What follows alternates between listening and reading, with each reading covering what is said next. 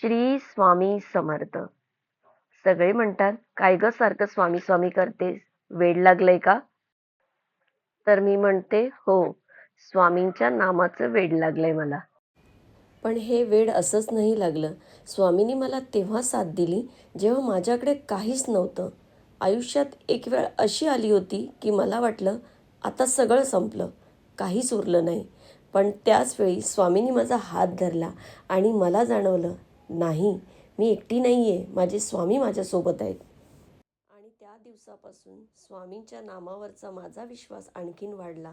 म्हणून आज माझ्या प्रत्येक गोष्टीत स्वामी आहेत. माझ्या प्रत्येक श्वासात स्वामींचं नाव आहे.